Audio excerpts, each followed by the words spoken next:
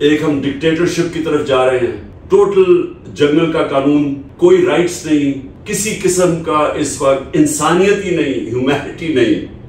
जो रास्ता पकड़ा हुआ है, यहां जो फैशिस्ट रजीम बैठी हुई है, ये सिर्फ एक तरफ लेके जाएगी तबाही के, क्योंकि इसमें होप ही कोई नहीं है। और मैंने कभी पाकिस्तानियों में इतनी होपलेसनेस नहीं देखी कि एक तरफ एक आदमी फैसला करता है बंद कमरे के अंदर अपने थोड़े से लोगों के साथ कि इमरान खान बड़ा खतरनाक है तो उसकी गवर्नमेंट गिरा दो। चले जी, बड़ा खतरनाक है, गवर्नमेंट गिरा दी, लेकिन इस मुल्क के नामवर डाकुओं को और मुजरिमों को उठा के ऊपर लाके बिठा देता है, जो 30 साल से साबित एक दूसरे को जो चोर कह रहे थे, जिनके ऊपर बाहर मजबून है उनकी चोरी के। जरदारी को नवाज शरीफ ने 2 दफा जेल में डाला करप्शन पे। वो जो Hudaibiya paper mill case, open shut case, वो इसने बनाया, जरदारी ने बनाया नवाज शरीफ के ऊपर। वो दो जो एक दूसरे को करप्ट कहते थे, जिनको फिर जनरल मुशर्रफ करप्ट कहता था, जनरल मुशर्रफ ने इनके ऊपर केसेस बनाए। नैब का जो चेयरमैन, पहला नैब का चेयरमैन था जनरल अमजद, उसने हमें ब्रीफिंग दी इनकी फॉरेन प्रॉपर्टीज की। उन्हीं लोगों को लाके ऊपर बिठा देता है एक घोड़ा सवार नाइट जो आता है हमें हर थोड़ी देर के लिए बचाने के लिए मुल्क को, और उन लोगों जब ऊपर बिठा देता है वो फिर एक्सपेक्ट करता है कि भेड़ बकरियों की तरह सारी कौम अब इनको एक्सेप्ट करे। ये मैं तकब्बर का बता रहा हूं कि ये इतना एरोगेंस ऐसी आप इमेजिन नहीं कर सकते कि इस तरह की एरोगेंस की, क्योंकि मैंने उनको लेके आया हूं और जाके तकरीरें करनी शुरू कर दी, क्योंकि बड़ा रिजेंटमेंट आई, स्पेशली जो एक्स सर्विसमैन थे, उन्होंने बड़ा रिजेंट किया, तो उनको जाके तकरीरें कर रहे हैं कि वो असल में कोई साबित नहीं हुआ नवाज शरीफ के ऊपर और जरदारी के ऊपर, कि जी वो तो, यानी उसने फिर कैंपेन करने की कोशिश की लोगों को बताने के लिए कि नहीं मैंने बड़ा ठीक फैसला किया।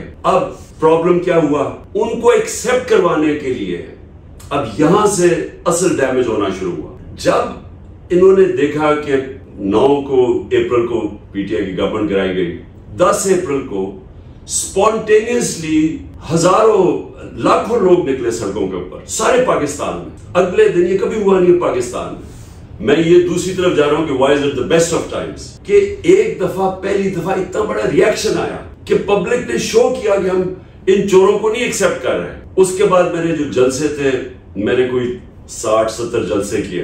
पाकिस्तान की तारीख में कभी इतने बड़े जलसे नहीं हुए। उसके बाद और बाय इलेक्शंस आई, और ये हुआ ही नहीं है कि ऑपोजिशन में बैठ के पूरी एस्टेब्लिशमेंट, पुलिस, गवर्नमेंट की सारी मशीनरी, इलेक्शन कमीशन, सब 12 पार्टीज इकट्ठी, सब उनकी मदद करें और 37 में से 30 बाय इलेक्शन हम जीत गए। अब जब ये, अब अकल तो ये कहती है, जब आपको पता चल गया कि आपने गलती की है और पब्लिक आके खड़ी हो गई है पार्टी के साथ, ज्यादातर इसलिए कि इनकी शक्लें जब देखी कि फिर से उनको ऊपर इंपोज करने लगे हैं, तो कोर्स करेक्शन होना चाहिए था। बजाय कोर्स करेक्शन के वो कहते हैं कि when you have a big hammer everything looks like a nail. तो उन्होंने वो हैमर चलाना शुरू कर दिया और पार्टी के ऊपर वो तशद्दुद किया इन्होंने जुल्म किया। उसके बाद कि जो पाकिस्तान की तारीख में, मैं 2 मार्शल लॉज तो मैंने देखे हुए हैं, जनरल मुशर्रफ का और जनरल जिया का। जनरल मुशर्रफ का मार्शल लॉ तो लिबरल था, इससे तो आप कंपेयर ही नहीं कर सकते कि जो ये हुआ, ये जो अब हुआ हमारे साथ पिछले 14 महीने में। जनरल मुशर्रफ का, क्योंकि मैं ऑपोजिशन में था, वो तो लिबरल था, तो उस पर तो हमें खुली इजाजत थी, हम टीवी पे जाते थे, पार्लियामेंट में बोलते थे। कभी कोई काली वीगो का डाला रात के 3 बजे आके आपके घर के अंदर नहीं घुसता था और आपको उठा के मारता नहीं था। और इनको जो खास एक ये ह्यूमिलिएट करने के लिए लोगों को नंगा करते थे, नंगा करके उनको ह्यूमिलिएट करते थे, मारते थे, टॉर्चर करते थे। ये शुरू हो गया जनरल बाजवा के दौर में, ये बताने के लिए कि नहीं एक्सेप्ट करो इन लोगों को। जिस तरह फिर से मैं कहता हूं कि हम इंसान ही नहीं, हम भेड़ बकरियां हैं, तो इनको मारते जाओगे तो ये उस तरफ चल पड़ेंगे। सो इन्होंने ये फिर किया, हर किस्म का क्लैम्प डाउन जो कि 25 में पिछले साल शुरू किया। हम लॉन्ग मार्च कर रहे थे, 3 लॉन्ग मार्चेस इन्होंने किए, हमने किसी को रोका ही नहीं। उससे 2 दिन पहले इन्होंने घरों में घुसे, रात के हजारों घरों में घुसे, इन्होंने लोगों को उठा लिया, उनको टेरराइज किया। हम सब शॉक में चले गए कि ये क्या हुआ है। और इन्होंने समझा कि इतना इनके ऊपर, और फिर उसके बाद जब लोग निकले 25 मई को, इन्होंने इतनी टेयर गैस शेलिंग की और जो जुल्म किया और लोगों को ऊपर मारा, जिस तरह पैलेट गन्स इस्तेमाल की। तो इनका ख्याल था कि ये एक बड़े सॉफ्ट से लोग हैं, मम्मी डैडी क्राउड है, बर्गर क्राउड जिसको कहते हैं, ये चुप करके बैठ जाएंगे घरों में। लेकिन वो पार्टी उसके बाद भी आगे बढ़ती गई, तो इनकी सख्ती भी बढ़ती गई। और फिर ये खास एक आदमी को लेके आए जिसकी काउंटर टेररिज्म के अंदर एक्सपर्टीज थी, जिसने एक सूबे में बड़ा जुल्म किया हुआ था, जिसने बड़ी नफरतें मुल्क के खिलाफ करवाई थी अपनी हरकतों से, अपने कस्टोडियल टॉर्चर से। उसको लेके आया और उसने हमें, जिस तरह के हम कोई बाहर के टेररिस्ट हैं, उसने हमारे पर वो शुरू कर दिया। उनके रिश्तेदारों पे पहुंचे हैं, उनके बच्चों पे पहुंचे हैं, उनकी बिजनेसेस बंद कर दिए। यानी कभी इस तरह का तशद्दुद नहीं किया। ये मैं भी ये करते होंगे नाजी जर्मनी के अंदर या स्टालिन के सोवियत यूनियन में, कि अगर आपका जिस आदमी को ढूंढना है वो नहीं है तो उसके रिश्तेदारों को पकड़ लो, उसके बच्चों को पकड़ लो, उनकी औरतों को पकड़ लो। ये कभी नहीं होता था, मैंने तो कभी नहीं सुना। उसके बावजूद हर किस्म का इन्होंने जुल्म किया और उनको डराया, धमकाया, उनकी बिजनेसेस बंद किए हैं। 400 टिकट होल्डर्स हैं पंजाब में। आप यकीन करेंगे 400 में से इस पूरे तशद्दुद के बावजूद सिर्फ 40 गए हैं, बाकी सारे इंटैक्ट खड़े हैं। तो इससे ये अब डरे हुए हैं, क्योंकि इन्हें पता है कि जब इलेक्शन होगा, अच्छा जो टिकट होल्डर्स है उनको भी पता है कि जैसी जो छोड़ रहा है, वो पब्लिक का इतना रिएक्शन आ रहा है कि उनकी कोई चांस ही नहीं है, उनकी पॉलिटिक्स खत्म हो जाती है, इसलिए रेजिस्ट कर रहे हैं। और वो छोड़ता है तो 6-7 नीचे बैठे हुए हैं उनकी जगह लेने के लिए। इसलिए ये पब्लिक को ये नहीं कुछ कर सकते, जितना भी करेंगे पब्लिक ओपिनियन, कोई ये जानवर नहीं है।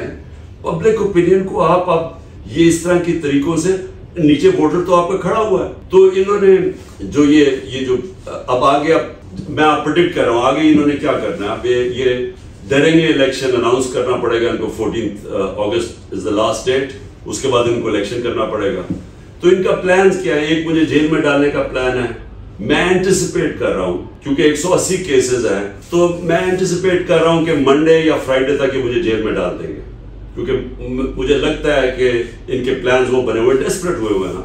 वो केस ही कोई ऐसा नहीं है अब तक जो वो अदालत में जाता है, वो केस ही सारे बोगस केसेस हैं, लेकिन इतने ज्यादा किए हुए हैं और इन्होंने थोड़ा मैनेज किया हुआ। मैं समझता हूं कि अच्छा, मैं जेल में चला गया, ये डिस्क्वालीफाई करने की कोशिश करेंगे, एक जज इनकी पूरी मदद कर रहा है इस बार, तो वो दूसरी चीज है, लेकिन इससे क्या फर्क पड़ जाएगा? डिस्क्वालीफाई करेंगे, जेल में भी डाल देंगे, तो इलेक्शन में तो पार्टी को कैसे, वोटर को कैसे रोकेंगे? तो मेरी प्रेडिक्शन ये है कि जो भी करें, ये उस स्टेज पे पहुंच गए कि जीत नहीं सकते, लेकिन इन्होंने इलेक्शन डिले करने की कोशिश करनी है। और इसके लिए जो मैं कह रहा हूं ना कि ये ब्लाइंड एले की तरफ आप जा रहे हैं, जितना भी अब ये डेमोक्रेसी का कत्ल करेंगे, पार्टी को डिसमेंटल करने की कोशिश कर रहे हैं और हरबे इस्तेमाल करेंगे, ये सिर्फ तब उस एक्सटेंट पे चले जाएंगे कि इलेक्शन भी फार्सिकल हो जाएंगे और वो बजाय इलेक्शन स्टेबिलिटी लाने के और डिस्टेबलाइज कर देंगे मुल्क को।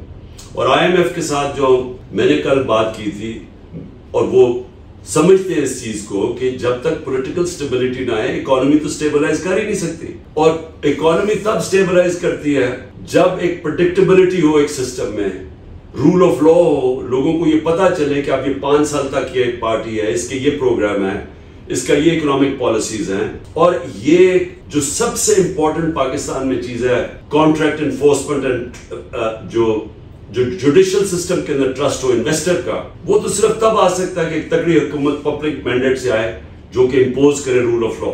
अब मैं ये आखिर में सिर्फ ये कह रहा हूं क्योंकि आप पाकिस्तान की, जिस तरह मैं कहा, बड़ी वो कम्युनिटी है जो पावरफुल भी और ज्यादा आप इन्फ्लुएंस कर सकते हैं यूएस के अंदर पॉलिसी को, अगर आप थोड़ा और यूनाइट कर जाएं।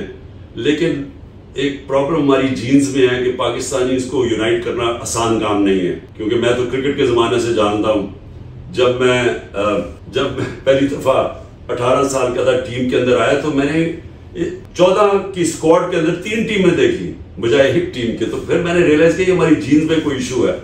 तो मैं हमेशा ये प्रॉब्लम यूनाइट करने का हमें मुश्किल होता है, लेकिन अगर आपकी कम्युनिटी यहाँ अमेरिका में यूनाइट कर जाए, ये बहुत पावरफुल वॉइस बन सकती है। ये जिस तरह इंडियन कम्युनिटी, खैर इंडियन तो इस वक्त हमारे से बदकिस्मती से बहुत आगे निकल गए हैं, लेकिन हम अगर यहाँ यूनाइट कर जाए तो इसका इम्पैक्ट बड़ा पड़ सकता है। लेकिन मेरा जो नज़र में कि जो सबसे हमें फ़ायदा है, जो मैं इन्विजिट कर रहा हूँ कि इंशाल्लाह अल्लाह ने मौका दिया तो हम कैसे निकलेंगे। हमारा सबसे बड़ा क्राइसिस है कि हमारे पास डॉलर्स की कमी है, हमारे रिजर्व्स कम है, हम डॉलर इनकम कभी भी किसी ने एक्सपोर्ट्स पर जोर नहीं लगाया। तो मैं जो आगे फोरसी करता हूँ कि हमारा जो 10 मिलियन ओवरसीज पाकिस्तानी है, इनकी ये है हमारा फ्यूचर, जिनकी वजह से पाकिस्तान अपना किक स्टार्ट करेगा अपनी इकोनॉमी को। और वो तब करेगा जब हम इनको पाकिस्तान के जो सिस्टम है, जो पाकिस्तान का जुडिशल जस्टिस सिस्टम है, उसके ऊपर जब एतमाद होगा। क्योंकि अभी तो ये हाल है कि अगर कोई एक प्लॉट ही लेता है तो उसके ऊपर कब्जा हो जाता है और वो बेचारे के पास कोई, मैंने तो देखा हुआ ना ये हालात क्या। हमने तो खैर बड़ी कोशिश की थी स्पेशल कोर्ट्स बनाने की ओवरसीज पाकिस्तानीज के लिए, लेकिन अगर प्लॉट जैसी चीज के ऊपर कब्जा हो जाता है तो कौन इंडस्ट्री में इन्वेस्ट करेगा, कौन सरमायाकारी करेगा। और ये हमारा सबसे बड़ा अलमी है हमारे सिस्टम के अंदर। जिस तरह मैंने कहा, पाकिस्तान डेनमार्क नंबर 1 है रूल ऑफ लॉ इंडेक्स में, Pakistan out of 140 countries is 129th, and that was before the crackdown. जो क्रैकडाउन किया अब तो बिल्कुल ही रूल ऑफ लॉ खत्म हो गया ना, अब तो लॉ ऑफ द जंगल है पाकिस्तान में। लेकिन इससे पहले 140 में पाकिस्तान का नंबर 129 था। 129 आपका नंबर रूल ऑफ लॉ में हो, आप इन्वेस्टमेंट अट्रैक्ट कर ही नहीं सकते। जो इन्वेस्टर है वो घबराता है, उसका पैसा है वो सेविंग्स इकट्ठी करता है। मैं बड़े बड़े इन्वेस्टर्स की बात नहीं कर रहा, मैं जो स्मॉल और मीडियम इंडस्ट्री जो बैकबोन होती है एक मुल्क की, वो जो पैसे कमाते हैं बाहर, वो फिर जाके उनका शौक होता है पाकिस्तान में इन्वेस्ट करें। उनका इतना बुरा एक्सपीरियंस होता है क्योंकि यहाँ फ्रॉड हो जाता है, उनके पास कोई रास्ता नहीं होता, वो दुबई में जाके इन्वेस्ट कर देते हैं जिस सिस्टम को वो ट्रस्ट करते हैं। तो मेरी कंटेंशन ये है कि अगर जब एक गवर्नमेंट आए, पब्लिक मैंडेट्स हैं, वो सबसे पहले रूल ऑफ लॉ पाकिस्तान में इंपोज करें, जिस तरह ली कुआन यू ने सिंगापुर में किया था, जिस तरह महातिर मोहम्मद ने मलेशिया में किया था। मलेशिया में भी बड़ी करप्शन थी। महातिर की अचीवमेंट ये थी कि उसने कॉन्फिडेंस दिया लोगों को उस सिस्टम के अंदर, जिसमें फिर इन्वेस्टमेंट आनी शुरू हुई। हमारा पास तो जिस तरह मैंने कहा 10 मिलियन ओवरसीज पाकिस्तानी हैं, जैसे ही हम अपना सिस्टम ठीक करें तो इस मुल्क में इन्वेस्टमेंट आनी शुरू होगी, तो जिसमें आप लोगों का बहुत बड़ा इंशाल्लाह हाथ होगा। और मैं डॉक्टर्स के लिए कहना चाहता हूँ, हमने जो हेल्थ कार्ड शुरू किया था उसका मकसद क्या था?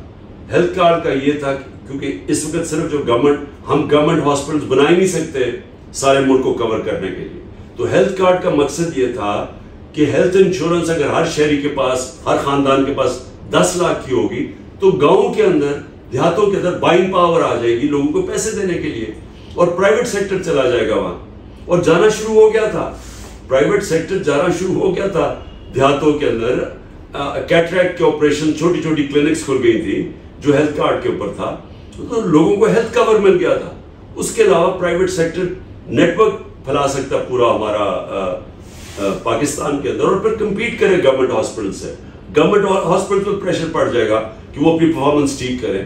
तो ये हमारा बड़ा रेवोल्यूशनरी आइडिया था, और एक्चुअली इसके बड़े अच्छे अच्छे रिजल्ट्स आ रहे थे जो ये हुकूमत रोल बैक करने की कोशिश कर रही है। तो आखिर में मैं आप सबका, अब मैं सर मेरे पास पूरी लिस्ट आई हुई है, मुझे इन्होंने भेजी है। हाँ, डॉक्टर जलील खान, आपका भी, निज़ाम मोहम्मद को तो मैं कह बैठा हूँ, डॉक्टर मोहम्मद तारिक, और हाँ हमारे die hard doctor Nasrullah Khan, आपको भी मैं ख़ास तौर पे आपका शुक्रिया अदा करता हूँ। और आप सबका जो हमारी पाकिस्तानी अमेरिकन कम्युनिटी है, मैं समझता हूँ कि आप में सबसे ज़्यादा पोटेंशियल है इस मुल्क की मदद करने का। बहुत बहुत शुक्रिया जी, थैंक यू।